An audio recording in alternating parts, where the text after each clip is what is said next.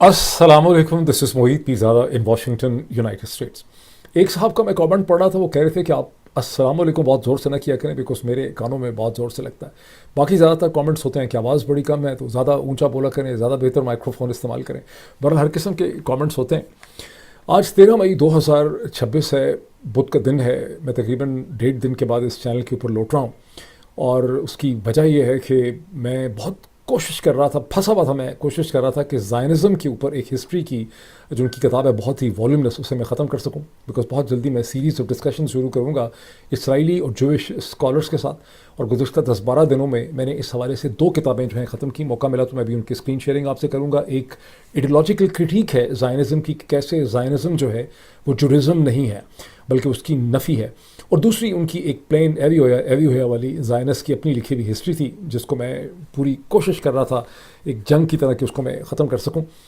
बहरहाल चूँकि मैं अब तकरीबन 1.5 दिन के बाद इस चैनल के ऊपर लौट रहा हूँ, मेरे सामने बहुत सी डेवलपमेंट्स हैं जिनका ताल्लुक प्यारे पाकिस्तान से भी है और उनका ताल्लुक पूरी दुनिया से है। पूरा ग्लोबल स्पेक्ट्रम इस वक्त मेरे सामने है। कुछ टेक्नोलॉजी की डेवलपमेंट्स हैं बहुत इंटरेस्टिंग, जब आप देखते हैं कि स्पेस के अंदर, ऑर्बिट के अंदर, लोअर ऑर्बिट के अंदर डाटा सेंटर्स को इस्टेब्लिश करने की कोशिश की जा रही है। और बहुत जल्दी इस हवाले से स्पेस एक्स का IPO जो है वो लॉन्च होगा। आप में से जो लोग टेक स्टॉक्स में इंटरेस्टेड हैं, आई एम श्योर कि आप उसको वॉच कर रहे होंगे। Returning back to the global agenda, इससे पहले कि हम प्यारे पाकिस्तान की तरफ चलें, जहन में रखिए कि अगले 48 घंटे में तमाम दुनिया के ज़राए इब्लाग, खा वो यूरोप में हों, वो एशिया में हों, वो अमेरिका में हों, वो जहाँ कहीं हो, पाकिस्तान को छोड़ के उनकी तमाम तर निगाहें जो हैं हिंदुस्तान समेत वो उनकी रहेंगी बीजिंग की तरफ, चीन में। जहाँ अमेरिका के सदर डोनाल्ड ट्रंप जो हैं वो बिल आखिर इस वक्त ऑलमोस्ट पहुँच चुके हैं, अगर पहुँचे नहीं तो थोड़ी देर में पहुँचने वाले हैं बीजिंग में। प्रेसिडेंट शी जिनपिंग के साथ चीन के शहनशाह से वो एक और इम्पीरियल ऑर्डर है, एक इधर का इम्पीरियल ऑर्डर है, एक उधर का इम्पीरियल ऑर्डर, उनसे मुलाकात करने के लिए वो तकरीबन पहुँच चुके हैं। आज शाम को उनके लिए और उनकी डेलीगेशन के लिए, जिसमें बहुत से मीडिया के लोग भी हैं और वॉर सेक्रेटरी पीट हेक्सेथ को भी वो साथ लेके जा रहे हैं। एनवीडिया के CEO जो हैं उनको भी वो साथ लेके जा रहे हैं। मेरा ख्याल है कि ईलॉन मस्क भी उनके साथ हैं। और उनकी इन सब के लिए एक बहुत ही क्या कहते हैं, बहुत शानदार किस्म का एक इशाइया जो है वो ग्रैंड हॉल में, ये ग्रेट हॉल के अंदर होगा।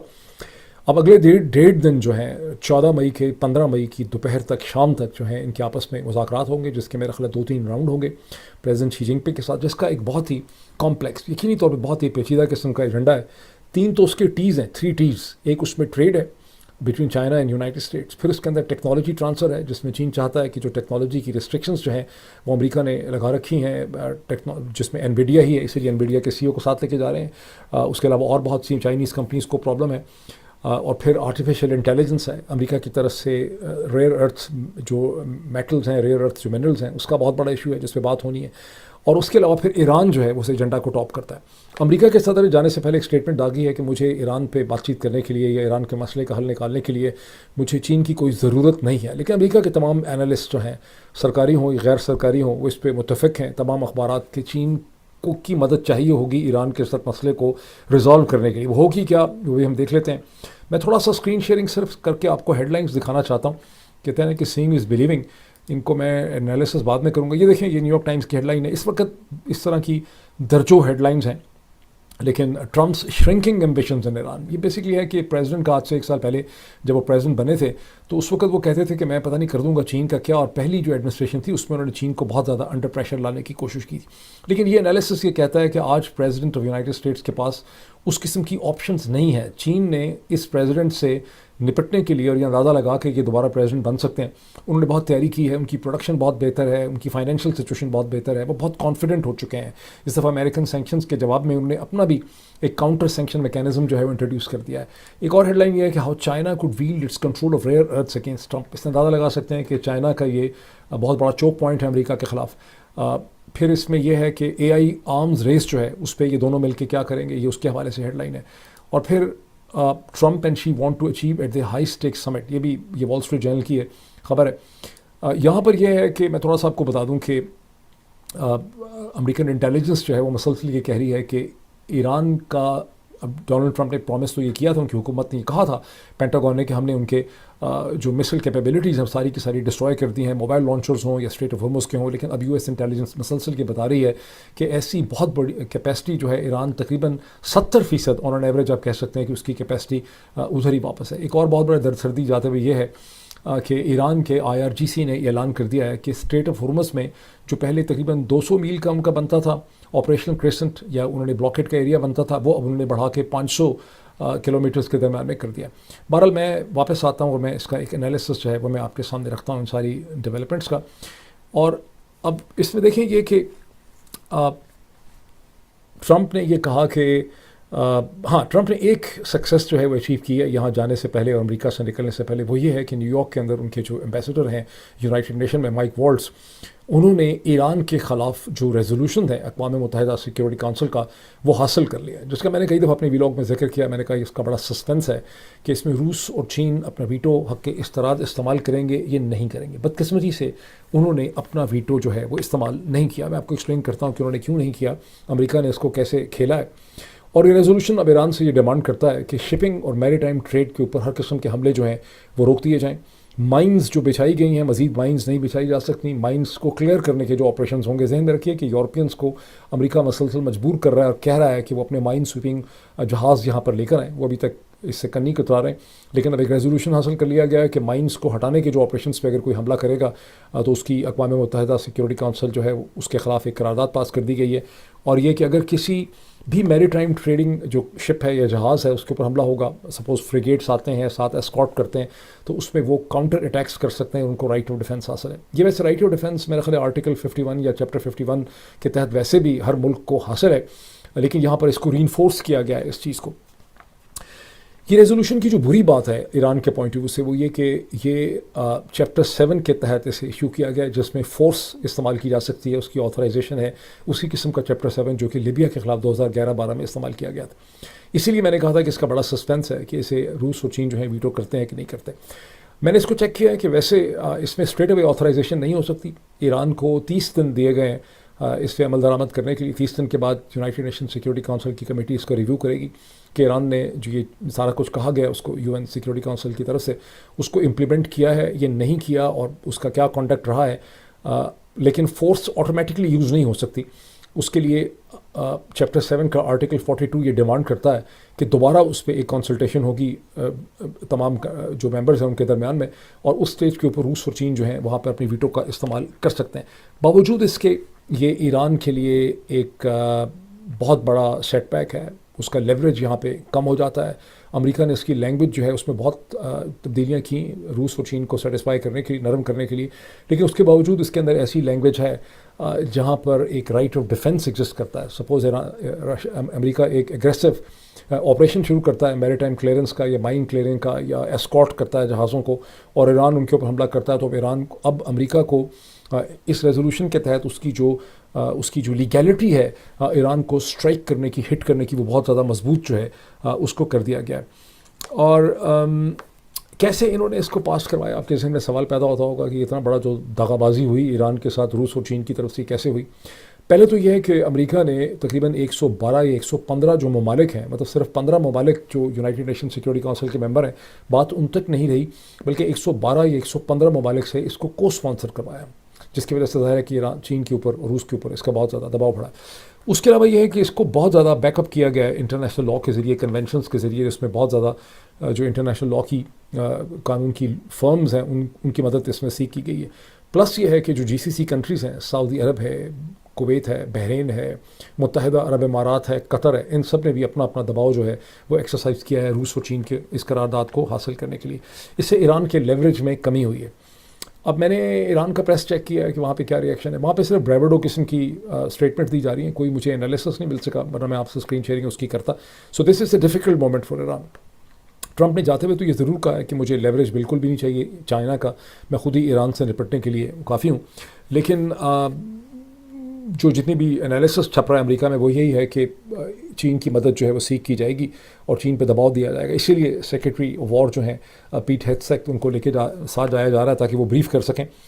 जो एनालिसिस छप रहा है, जो मैंने आपको दिखाया कि अब यूएस इंटेलिजेंस ने ये खुद ब्रीफ किया, अब ये खुदा बेहतर जानता है इसका मकसद क्या है, क्योंकि बहुत सी खबरें लीक की जाती हैं प्रेशर बिल्डअप करने के लिए। बहरहाल जो स्टोरीज़ हैं वो ये कहती हैं कि जो हमले किए गए थे और पेंटागन ने जो क्लेम किया था कि हमने ईरान की मिसाइल एबिलिटीज़ को मुकम्मल या बहुत हद तक तबाह कर दिया, ऐसा बिल्कुल भी नहीं हुआ। और जो 3 डिफरेंट लेवल्स हैं मोबाइल लॉन्चर्स के, ग्राउंड बेस्ड मिसाइल्स और फिर कोस्ट के ऊपर स्ट्रेट ऑफ होर्मुज़ पे जो ईरान के मिसाइल कैपेबिलिटी है वो एनीवेयर फ्रॉम 70 से 75% जो है, और बाज़ केसेस में 78-80% जो है वो इंटैक्ट है। इसका मतलब है कि ईरान के ख़िलाफ़ कोई भी जंगी हिकमत अमली जो है वो आसान नहीं है करने के लिए। इसके बट जो चीज़ साथ ये है कि अमेरिका का जो ब्लॉकेड है वो ईरान के लिए बहुत ज़्यादा प्रेशर्स पैदा कर रहा है, और ईरान का जो प्रेशर है उसके बारे में इंडिपेंडेंट एनालिसिस ये है कि ईरान को ऑयल के स्टोरेज में बहुत ज़्यादा प्रॉब्लम हो रहा है, और जब एक दफ़ा आप तेल के कुओं को बंद करते हैं तो उनको दोबारा ऑपरेशन करने में कम से कम छप यही रहा है। मैं ज़ाहिर एक्सपर्ट नहीं हूँ, ऑयल एक्सपर्ट नहीं हूँ, मतलब कुओं का, लेकिन जो छप रहा है वो यही है।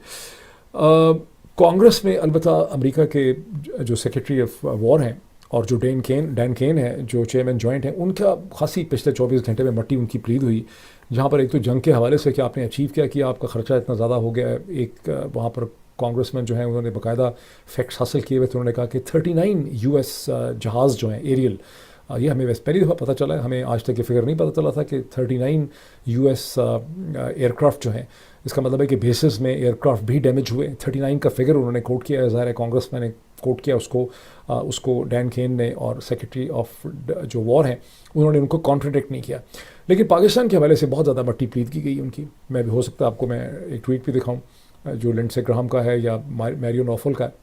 ये तकरीबन 36 घंटे से ये सारी कंट्रोवर्सी चल रही है, जिसमें पहले CBS के अंदर एक स्टोरी छपाई गई, इसको तकरीबन 30 घंटे से ज़्यादा हो चुके हैं, जिसमें ये क्लेम किया गया कि पाकिस्तान ने ईरान के हथियारों को एक महफूज जो है उन अपने बेसिस के ऊपर छुपा के रखा हुआ है। बहुत एग्जैजरेटेड स्टोरी है, मेरा ख्याल है इसको जानबूझ के छपाया गया ज़ायनिस्ट लॉबी की तरफ से, इसराइलियों की तरफ से, ताकि पाकिस्तान के ऊपर दबाव बढ़ाया जाए और डोनाल्ड ट्रंप को बेसिकली गंदा करने के लिए, अंडर प्रेशर लाने के लिए किया गया। ये और बात है कि डोनाल्ड ट्रंप से जिसका सवाल पूछा बाज़ रिपोर्टर्स ने कि इसके बावजूद क्या आप पाकिस्तान को ट्रस्ट करते हैं कि पाकिस्तान इसके बाद भी मीडिएटर रहेगा, तो डोनाल्ड ट्रंप को पता था कि साजिश की जा रही है। उन्होंने कहा नहीं, Pakistanis are doing a great job, the prime minister and the field marshal both are doing a great job, they are great mediators. तो उन्होंने ज़ाहिर है इस प्रोपेगेंडे को नहीं लाया। लेकिन सेक्रेटरी ऑफ जो वॉर हैं और जो चेयरमैन जॉइंट हैं, उनको कांग्रेस में सेनेट के सामने बहुत गंदा किया गया। दोनों से ये सवाल पूछा लिंडसे ग्राहम ने, दोनों ने कहा कि मैं इसकी डिटेल्स में नहीं जाना चाहता, इस स्टेज पर मैं इस पर कॉमेंट नहीं करना चाहता। तो मतलब उस पर लिंडसे ग्राहम ने कहा कि इसी वजह से ये जंग जो है वो किसी सही डायरेक्शन में नहीं जा रही है। बेसिकली पाकिस्तान का कसूर है कि जंग जो है वो सही डायरेक्शन में नहीं जा रही। टोटल बोगस ये सारी की सारी स्टोरी है। पाकिस्तान के फॉरेन ऑफिस ने इसकी ठीक ठाक क्लैरिफिकेशन दी है। उन्होंने कहा कि जब 6 अप्रैल में सीज़ फायर हो गया और जब अमेरिका के वाइस प्रेसिडेंट जो है JD वैंस वहाँ पे आ रहे थे, उस वक्त जब ईरानी डेलीगेशन आए, जिस तरह से अमेरिका के बहुत से हथियारे आए थे, इस तरह ईरान के भी बहुत से हथियारे पाकिस्तान में आए डेलीगेशन के लिए। उसके बाद भी चूँकि ये नेगोशिएशन का प्रोसेस जारी था, हथियारे कुछ खड़े रहे। आपको याद होगा कि एक स्टेज में ईरान के फॉरेन मिनिस्टर अब्बास अराग़ची अपना जहाज़ छोड़ के, अपने डेलीगेशन को छोड़ के पाकिस्तान के एक एयरक्राफ्ट को लेकर ओमान फ्लाई करके गए थे, पाकिस्तानी के जहाज़ में वापस आए थे। तो उन्होंने कहा कि एक अच्छा, अब उसमें कहीं एक सर्वेलेंस का हथियारा भी उन्होंने खड़ा किया होगा नूर खान एयरबेस के ऊपर। इसका ये मतलब तो नहीं है कि दर्जनों हथियारे जो है वो पाकिस्तान ने प्रोटेक्ट किए हुए हैं। इसको डेफिनेटली एग्जैजरेट किया गया डोनाल्ड ट्रंप के ऊपर और पाकिस्तान के ऊपर, बेसिकली डोनाल्ड ट्रंप को अंडर प्रेशर लाने के लिए किया गया। लेकिन डोनाल्ड ट्रंप ने इसको ठीक हैंडल कर लिया है, इस कहानी को उन्होंने समझते हुए। अच्छा, अब नेट इफेक्ट इसका क्या निकलेगा? एनालिसिस ये है कि प्रेसिडेंट शी जिनपिंग जो हैं वो एक प्रोफेसर और एक फ़िलासफ़र बन के डोनाल्ड ट्रंप को ये लेक्चर देंगे कि देखिए मैरीटाइम ट्रेड का बड़ा मसला है, हमारे लिए भी बड़ा मसला है, एशिया के लिए, पूरी दुनिया के लिए बड़ा मसला है, आप अपने नेवल ब्लॉकेट को ख़त्म कर दें। हम ईरान को कहेंगे कि वो स्ट्रेट ऑफ होर्मुज़ का ब्लॉकेट जो है वो भी ख़त्म कर दें। अगर ऐसा हुआ तो इसमें भी अमेरिका की फ़तह है। उसकी वजह यह है कि अमेरिका ने नेवल ब्लॉकेट रखा ही हुआ है इसलिए ताकि ईरान को अपना जो ब्लॉकेट है स्ट्रेट ऑफ होर्मुज़ का ख़त्म करना पड़े।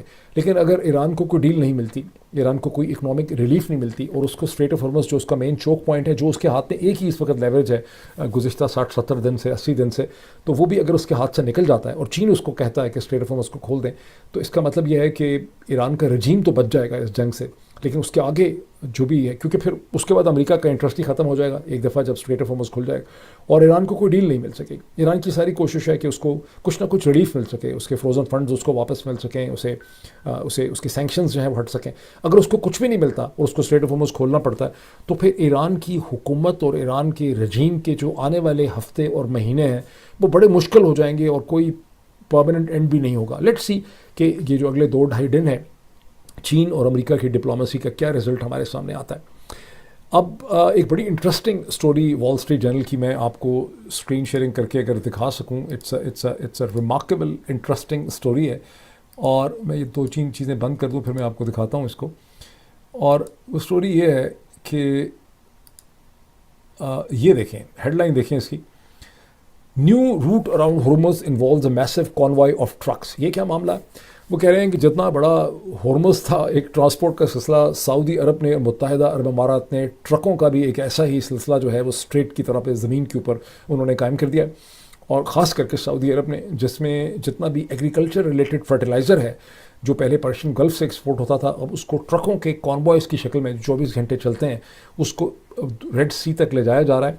और जो एनालिस्ट हैं उन्होंने ये बताया कि अगर पहले 600 ट्रक पहले चलते थे तो फिर वो 1600 में कन्वर्ट हुए, 1600 से वो 2-2,500 में कन्वर्ट हुए और इस वक्त सूरत हाल है कि 3,500 ट्रक जो हैं वो पर्शियन गल्फ़ के एज से रेड सी तक मुसलसल 24 घंटे गर्दिश में है। हर ट्रक में 2-3 ड्राइवर हैं ताकि ट्रक कभी भी ना रुके। और ये एक ऐसा रूट है जिसके ज़रिए सऊदी अरब ने और मुत्तहिदा अरब अमारात जो है उन्होंने अपना रास्ता जो है अपना निकाल। इसमें से ऑयल नहीं है बिकॉज ऑयल बड़ा मुश्किल होता है, वो ट्रकों से नहीं जा सकता, लेकिन एग्रीकल्चर प्रोडक्ट्स जो हैं वो यहाँ से मसलसल जा रहे हैं। अब मैं आपको एक और बड़ी इंटरेस्टिंग चीज़ दिखाता हूँ।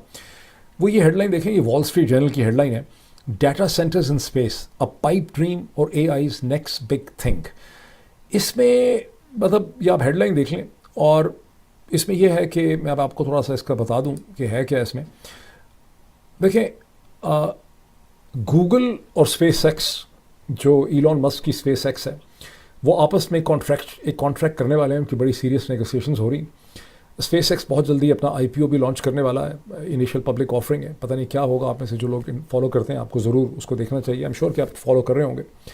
लेकिन ये डाटा सेंटर्स जो हैं जो बहुत ज़्यादा पानी का इस्तेमाल करते हैं, पावर का इस्तेमाल करते हैं, बिकॉज वो हीट बहुत जनरेट करते हैं, स्पेस और लैंड बहुत लेते हैं, उसको अब इलॉन मस्क ने ये थीम लॉन्च की है गुज़िश्ता चंद महीनों से कि इन डाटा सेंटर्स को, चंद महीनों से नहीं ज़्यादा हो गए, कि इनको लोअर ऑर्बिट में स्पेस में ले जाया जा सकता है। और वो कह रहे हैं कि ये बड़ा ज़बरदस्त और कामयाब रहेगा। इसके रास्ते में बहुत सी इंजीनियरिंग डिफ़िकल्टीज़ हैं, लेकिन वहाँ पे पावर जो है, जो एनर्जी है, वो सारी की सारी सोलर पैनल्स के ज़रिए हासिल की जाएगी। इलॉन मस्क उसमें भी बहुत स्पेशलिस्ट है। गूगल भी इसमें शामिल हो गया है। गूगल और भी बहुत सी रॉकेट लॉन्चिंग कंपनीज़ के साथ इस हवाले से बात कर रहा है। इलॉन मस्क की कंपनी ने अमेरिकन जो फेडरल रेगुलेटर है उसको एक एप्लीकेशन मूव की है कि वो 1 मिलियन सैटेलाइट्स लॉन्च करना चाहते हैं डाटा सेंटर्स के हवाले से। 1 मिलियन, 10 लाख। अभी जो टोटल इस वक्त एक्टिव सैटेलाइट्स हैं स्पेस के अंदर वो सिर्फ 15,000 हैं, जो मतलब डिसफंक्शनल भी बहुत से हैं सैटेलाइट्स और टुकड़े जो फ़ज़ा में फिर रहे हैं। टोटल कोई 45,000 ऑब्जेक्ट्स जो इंसान ने लॉन्च किए हैं गुज़िश्ता 50-60 बरस में, वो स्पेस के अंदर इस वक्त होवर अराउंड कर रहे हैं। उसमें से 15,000 एक्टिव हैं। और जो गुज़िश्ता चंद बरसों में सबसे ज़्यादा सैटेलाइट जो हैं वो स्पेस एक्स ने और इलॉन मस्क ने लॉन्च किए हैं। टोटल जो 15,000 एक्टिव सैटेलाइट्स हैं, ये जो 45,000 टुकड़े फ़ज़ा में हैं, इसमें से कहते हैं कि अंदाज़न 50% जो है वो अमेरिका ने लॉन्च किए हुए हैं। अब आए हम प्यारे पाकिस्तान की तरफ। प्यारे पाकिस्तान की 2 डेवलपमेंट्स हुई मंगल के दिन में, दोनों बड़ी इंटरेस्टिंग थी। एक तो यूएल डेवलपमेंट थी जब मोहतरमा अलीमा खान की अपील के ऊपर सुहेल आफरीदी साहब अपने बहुत बड़े लोगों को लेकर पहुँचे अडेला जेल के बाहर। बहरहाल हस्बे आदत हस्बे रवायत उनको मिलने नहीं दिया गया। वहाँ पे मोहतरमा अलीमा खान साहिबा ने एक प्रेस टॉक भी की जिसमें उन्होंने कहा कि लोग बहुत ज़्यादा गुस्से में हैं, किसी भी वक्त ये लावा जो है वो फट सकता है। और ये चूँकि और ये इमरान खान को रिलीज़ नहीं करते, इमरान खान की झलक नहीं देखने देते, बिकॉज़ ये खौफज़दा हैं लोगों से। मेरा ख्याल है वो सही नहीं कह रही, एनालिसिस उनका सही नहीं है। ये एक्चुअली रिवेंज है। ये इमरान खान के साथ जो कुछ हो रहा है और मोहतरमा बुशरा बीबी के साथ जो कुछ हो रहा है, ये दर हकीकत जनरल आसिम मुनीर का रिवेंज है। और मैं कई दफ़ा आपको एक्सप्लेन कर चुका हूँ कि उनको ज़ाती ख़ार है और उनकी शख्सियत इस किस्म की है कि वो अपने साथ होने वाली छोटी सी भी ज़्यादती जो है वो उसको भूलने के लिए तैयार नहीं है। और उनका सारा गुस्सा बुनियादी तौर पे जून 2019 में जब उनको DGISI से हटाया गया था, उनको कोर कमांडर लगा दिया गया था। कोई पूछे वैसे मुझे और आपको कोर कमांडर लगा दें DGISI से हटा के, तो हम कहेंगे चलो कोई बात नहीं, इतना कोई मसला नहीं है। कोई भी जर्नल शायद ऐसे रिएक्ट ना करे, बिकॉज कोर कमांडर भी बहुत ही इंपॉर्टेंट पोजीशन है। वो भी गुजरावाला मेरे ख्याल सबसे बड़ी कोर है पाकिस्तान की, लेकिन ये बुनियादी तौर पर वहाँ का गुस्सा है, वो जो सारी कहानी चल रही। दूसरी डेवलपमेंट ये है, अच्छा अब उस मौके पे सुहेल आफरीदी साहब ने अपनी लीजेंडरी स्टेटमेंट जो गुज़श्ता में 15 दिन से बार बार दोहरा रहे हैं वो भी उन्होंने दी। उन्होंने कहा कि इन्होंने हमारे लिए कोई रिकोर्स नहीं छोड़ा, मुलाकात भी नहीं होने देते। अब हमारे पास, हमने हर किस्म का रास्ता इख्तियार कर लिया, अदालतों में भी गए, लेकिन अब हमारे पास कोई रास्ता नहीं है मासवा इसके कि हम सड़कों पे आ जाएं। सड़कों पे भी सुहेल आफरीदी के पास आने के लिए कोई हिकमत अमली और स्ट्रेटजी नहीं है, कुछ और ही होगा यहाँ पे। दूसरी जो चीज़ हुई मंगल के दिन में वो ये है कि एडवोकेट जनरल एंड सुपरिटेंडेंट जो अडयाला जेल के हैं, उन्होंने इस्लामाबाद हाई कोर्ट को ये बताया, जहाँ पे मुबशरा मानेका जो बुशरा बीबी की, मोहतरमा बुशरा बीबी की साहिबजादी हैं, की बेटी हैं, उन्होंने एक पिटिशन मूव की हुई थी। सलमान अकरम राजा उनके बिहाफ पे पेश हुए और उनको उनकी माँ से नहीं मिलने दिया जा रहा। वहाँ पे सुपरिटेंडेंट साहब ने एक बहुत इंटरेस्टिंग लॉजिक प्रेजेंट की। उन्होंने कहा कि जब भी मुलाकात होती है फिर ये बाहर उसको सियासी तौर पर डिस्कस किया जाता है। अभी सियासी तौर पे डिस्कस किया जाता है, इसलिए बेटी को माँ से नहीं मिलने देंगे। और एविडेंस उन्होंने ये दी कि मरियम वट्टू जो है, जो बुशरा बीबी की बहन है, वो इस हवाले से फिर ट्वीट कर देती हैं।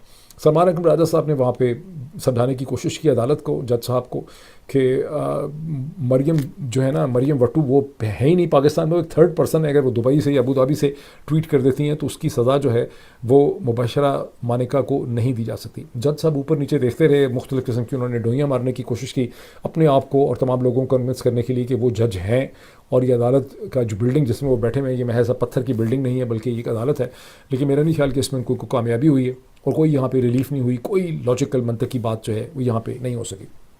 जहाँ मैं पाकिस्तान तहरीक इंसाफ का जो ट्विटर हैंडल है, जहाँ मैं ये सारी खबरें देख रहा था, वहाँ मैंने हबीब अकरम साहब की एक वीडियो देखी पूरी, जो पाकिस्तान तहरीक इंसाफ ने अपने ऑफिशियल चैनल पे बहुत तमतराक से लगाई हुई है, जिसमें कि हबीब अकरम साहब ने ये भी कहा कि पाकिस्तान की जो मौजूदा हुकूमत है, इनकी PR तो बहुत हुई है, अमेरिका ने इनकी ज़बानी तारीफ़ तो बहुत ज़्यादा कर दी है, लेकिन पाकिस्तान को कुछ नहीं दिया। ना तो IMF ने कोई नरमी की है पाकिस्तान के साथ, ना कोई पाकिस्तान को इमदाद मिली है, ना कोई पाकिस्तान को एड मिली है अमेरिका की तरफ। हालांकि वैसे पिछले 24 घंटे में अगर आप देखें तो IMF ने पाकिस्तान का $1.3 बिलियन का एक और कैश जो है उसको रिलीज़ भी किया है। हबीब अकरम साहब की जो ये वीडियो है, जो पाकिस्तान की कॉमन लॉजिक है, पाकिस्तान तहरीक इंसाफ भी इसको फॉरवर्ड करती है, जो भी जहन में आता है लोग बोल देते हैं, उसकी असम्पशन ये है कि पाकिस्तान का जो रजीम है उसको पाकिस्तान की परवाह है। असल हकीकत क्या है? असल हकीकत यह है कि IMF, world bank, Asian development bank, GSP+, ये सब पाकिस्तान के रजीम की बहुत ज़्यादा इन्होंने मदद की, वरना ये रजीम इतनी देर तक सर्वाइव नहीं कर सकता था। हकीकत यह है कि उन्हें पाकिस्तान का कोई मसला नहीं है। जहाँ तक आप सपोर्ट समझना चाहते हैं IMF की, तो 2 एग्जांपल्स, आप ज़्यादा दूर जाने की ज़रूरत नहीं है। गुज़िश्ता चंद महीनों में आपने 2 एग्जांपल्स देखी, एक वेनेजुएला की और दूसरी ईरान की। दोनों रिसोर्स रिच कंट्रीज़ थे, लेकिन उसके बावजूद वेनेजुएला को IMF, जब वेनेजुएला को आज से चंद बरस पहले IMF की एक वक्त में सिर्फ थोड़ी सी मदद चाहिए थी अपनी बैलेंस ऑफ पेमेंट्स के लिए, तो IMF ने ये कह के कि वेनेजुएला के इलेक्शंस सही नहीं हुए, ये फ्री फेयर एंड ट्रांसपेरेंट नहीं थे। हालांकि तमाम अमेरिकन जो लैटिन अमेरिका के एनालिस्ट हैं उनसे मैंने उस वक्त डिस्कस किया, उन्होंने कहा कि वेनेजुएला के इलेक्शन जो हैं वो पाकिस्तान से तो 10 गुना ज़्यादा बेहतर थे, लेकिन वेनेजुएला को IMF की जो रिलीफ थी वो नहीं दी गई थी। फिर जो वेनेजुएला के सदर के साथ हुआ, वहाँ की हुकूमत के साथ हुआ, उनके तेल के साथ हुआ, वो आप देख चुके हैं। ईरान रिसोर्स रिच कंट्री है, उसको भी कोई IMF की मदद नहीं चाहिए। जब IMF की मदद क्या, दोनों कंट्रीज़ को सैंक्शंस के ज़रिए, और अभी क्यूबा के जो हालात आपके सामने, तो बहुत से लोग, जब मैं 2022 में सुनता था ये IMF और वर्ल्ड बैंक में काम करने वाले लोगों की मुनाफकत इतनी ज़्यादा है, जो जितने भी एग्जेक्टिव हैं कि ये इस तरह से डिस्क्राइब करते हैं IMF और वर्ल्ड बैंक को एज इफ़ कि IMF और वर्ल्ड बैंक कोई ऐसे इंस्टीट्यूशंस हैं जो आज़ादाना तौर पे फैसले करते हैं, इग्नोरिंग द फैक्ट कि ये बुनियादी तौर पे अमेरिका और वेस्ट का जो ग्लोबल आर्किटेक्चर है पॉलिटिकल कंट्रोल का, ये उसको सपोर्ट करने के लिए इंस्टीट्यूशन जो बनाए गए हैं। तो इन्होंने पाकिस्तान की मदद थोड़ा करनी है, वो हुकूमतों की और रजीम्स की मदद करते हैं, और उन्होंने इस रजीम को बचाने में बहुत मदद की। पाकिस्तान रिसोर्स रिच नहीं है, पाकिस्तान एक रिसोर्स डेफिसिट बुरे हाल की इकॉनमी है जिसकी आबादी बहुत ज़्यादा है। अगर पाकिस्तान में जमहूरियत, इंसानी हकूक़, freedom of expression, rule of law की ज़रा सी भी IMF मदद करता तो सिर्फ IMF की बिहाइंड द सीन्स ही धमकियाँ जो थीं वो बहुत थी पाकिस्तान की सियासत को, पाकिस्तान की जमहूरियत को ठीक करने के लिए, इमरान खान की मदद करने के लिए, बट इमरान खान की मदद ना करें, मतलब that is a wrong actually way of actually looking at it. हम कह देते हैं सब लोग, इमरान खान की मदद करने की बात नहीं है। पाकिस्तान में अगर जमहूरियत को IMF सपोर्ट करती और IMF सपोर्ट करने में आज़ाद होती, तो जो पाकिस्तान का हशर हुआ है गुज़िश्ता 5 साल में, 4 साल में, ये कभी भी ना होता। बहरहाल जो चीज़ देखने वाली है इस वक्त, मैं समझता हूँ बहुत इंपॉर्टेंट है, वो एक्सप्रेस ट्रिब्यून की एक स्टोरी है जो अब से कोई 10-12 घंटे पहले छपी। जो पाकिस्तान का पॉपुलेशन बॉम्ब है उसके बारे में एहसन इकबाल साहब की मिनिस्ट्री, जिन्होंने डिपार्टमेंट बनाया हुआ था, उसी की ये एक रिपोर्ट है। मैं आपको वो दिखा दूँ, सीइंग इज़ बिलीविंग वाली बात है, वरना आप वो सोचेंगे शायद मैं इसके अदाद शुमार अपने से ही सारे घर रहा हूँ। ये है वो स्टोरी। पॉपुलेशन में हिट 390 मिलियन बाय 2050। ये पाकिस्तान की गवर्नमेंट की अपनी रिपोर्ट है जो यूनाइटेड नेशन के एक महकमे के साथ मिलकर उन्होंने बनाई है। 390 मिलियन का मतलब है 39 करोड़, अभी 25 करोड़ के करीब है, उस वक्त 39 करोड़, ही समझे 40 करोड़, ठीक। और ये रिपोर्ट कहती है कि अगले 25 साल में पाकिस्तान की आबादी जो है वो 390 मिलियन यानी 50-40 करोड़ के करीब हो जाएगी, मार्किंग एन इंक्रीज ऑफ 62%, 62% इजाफा हो सकता है, जिसमें से 256 मिलियन लोग जो हैं वो जॉब मार्केट में होंगे, looking for jobs, meaningful jobs. यानी इस वक्त की जो एग्जिस्टिंग टोटल पॉपुलेशन है वही शायद 250 मिलियन है, उससे ज़्यादा बड़ी तादाद में लोग जो हैं वो जॉब मार्केट में जॉब्स अपने लिए ढूंढ रहे होंगे। फिर ये इस रिपोर्ट के बहुत से पहलू है, लेकिन मैं सिर्फ चंद मैंने हाईलाइट किए। In the case of using contraceptive methods to control population, the inhabitants are projected to increase to over 383 million और 59%। अगर पाकिस्तान की हुकूमत तमाम तर कोशिश करे और कॉन्ट्रासेप्टिव मेथड्स को पॉपुलराइज करे, तो भी ये आबादी जो है उसमें सिर्फ कोई 7 मिलियन कमी हो गई, और ये फिर भी 380 मिलियन से ज़्यादा ये आबादी बढ़ जाएगी।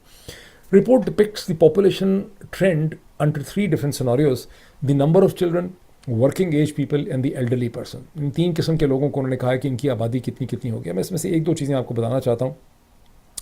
वो जो येलो में मैंने हाईलाइट किया ना, जो कमीज़ें आपको नज़र आ रही हैं बस के नीचे, जो मैंने येलो में हाईलाइट किया है, although the report did not comment on the economic growth rate needed to create jobs for the majority of these 255 million people, the Pakistan's current growth model and trend are not sufficient to absorb the workforce। अब मैंने आपने देख लिया ना कि सारी report बहुत लंबी छोड़ी है, मैं अब वापस आ जाता हूँ, मैं इसके ऊपर थोड़ी सी इसका मैं तया पांचा करूँ कि इसकी सिग्निफिकेंस जो है वो क्या बनती है।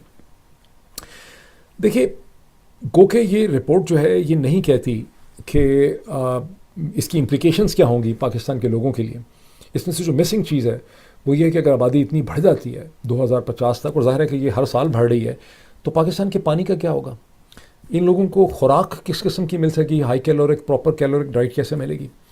इनके पास इनको जॉब्स मीनिंगफुल कैसे मिलेंगे? ऐसे जॉब्स में देखें, एक जॉब होती है बस से आपको कोई चपरासी रख लेता है, गार्ड खड़ा कर देता है, लेकिन नहीं, पॉपुलेशन को बेहतर ज़िंदगी देने के लिए, ताकि उनके जहन में सुकून रहे, वो समझें कि हम तरक्की कर रहे हैं, ताकि वो बगावत के ऊपर या शोरश पे आमादा ना हो, और ताकि उनके घरों में चैन रह सके, वो परेशान ना हो, आपको उनको वो जॉब्स देनी होती हैं जैसे पॉलिटिकल साइंस के अंदर या इकोनॉमिक्स में मीनिंगफुल जॉब्स कहते हैं। मीनिंगफुल जॉब जो है वो आपको ज़हनी तौर पे एक सुकून देती है। ये जो मैं वीलॉग्स करता हूँ ये एक मीनिंगफुल जॉब है, बिकॉज मैं इसके लिए रिसर्च करता हूँ, अपना माइंड अप्लाई करता हूँ, मेहनत करता हूँ, मुझे इसका पॉजिटिव फीडबैक मिलता है आप सबकी तरफ से। ये एक मीनिंगफुल जॉब है। जब एक डॉक्टर एक हॉस्पिटल के अंदर सर्जरी करता है, या वो फिजिशियन होता है, एक एक्सरे टेक्नोलॉजिस्ट होता है, या एक बैंक ऑफिसर होता है, ये एक मीनिंगफुल जॉब होती है। बहुत सी जॉब्स इस किस्म की इकॉनमीज़ में लोगों को सिर्फ एक नौकरी पकड़वाने के लिए कर दी जाती है, वो मीनिंगफुल जॉब्स नहीं होती। ना ही लोगों की जेब में पैसे दे देना, डोल देना, एड देना मीनिंगफुल जॉब नहीं होती। सो रियासत की और हुकूमत की ये जिम्मेदारी होती है कि वो लोगों के लिए, बढ़ती हुई पॉपुलेशन के लिए मीनिंगफुल जॉब्स क्रिएट करें। यहाँ कोई अब जिक्र नहीं हो रहा एहसन इकबाल साहब की तरफ से। फिर हेल्थ का क्या होगा? अभी हेल्थ के बुरे हालात हैं। एजुकेशन फैसिलिटी का क्या होगा? इनको आप स्किल सेट्स कैसे देंगे? बिकॉज इस आबादी को हैंडल करने के लिए, इसकी फ्रस्ट्रेशन को और इसकी ज़रूरियात को पूरा करने का एक तरीका ये है कि ये लोग इमिग्रेट करें, ये गल्फ़ में जाएँ, मशरक़ वस्ता में जाएँ, यूरोप, ऑस्ट्रेलिया, न्यूजीलैंड, जहाँ कहीं इनको अपॉर्चुनिटी मिलती है ये वहाँ जाएँ। लेकिन उसके लिए इनको बेहतर से बेहतर स्किल्स चाहिए होंगी, बिकॉज आप देख रहे हैं कि इमिग्रेशन के रास्ते में यूरोप में और अमेरिका में कितना ज़्यादा प्रॉब्लम जो है वो ऑलरेडी जो है वो खड़ा हो चुका है। ये रिपोर्ट ये भी कहती है, ये खैर मैं एक्सप्रेस ट्रिब्यून ने इसके अंदर लिखा है कि जो मौजूदा आबादी है 250 मिलियन की, सिर्फ इसको सस्टेन करने के लिए और सही हालत में रखने के लिए पाकिस्तान की मईशत को 6.8 से 7% या उससे ज़्यादा ग्रो करने की ज़रूरत है। लेकिन जो इस वक्त सरकारी अदाद शुमार हैं वो ये कहते हैं कि पाकिस्तान की जो GDP ग्रोथ है वो 3.5% है। असल में लोगों का ख्याल है कि इससे भी असल में GDP ग्रोथ जो है वो खासी कम है। और according to Express Tribune IMF जो है जो IMF जो है वो जिस तरह की रिस्ट्रिक्शंस रखी हैं, जो हबीब अकरम सब भी दुहाई दे रहे हैं, तो ग्रोथ हो भी नहीं सकती 5% से ज़्यादा। ये इस किस्म की सिचुएशन है जिसकी तरफ मैंने इशारा करने की बात की थी जब मैंने पिछले व्लॉग में कहा था कि जो इमिग्रेशन का भी एक तूफ़ान आ रहा है और सोचना पड़ेगा कि ऐसा सब कुछ है क्यों। और इस पर मज़ीद बात करूँगा मैं अभी। अब इतना ही, फिर बहुत जल्दी आपसे मुलाकात होती है। आई एम सॉरी, खासा लंबा हो गया vlog. Thank you so much.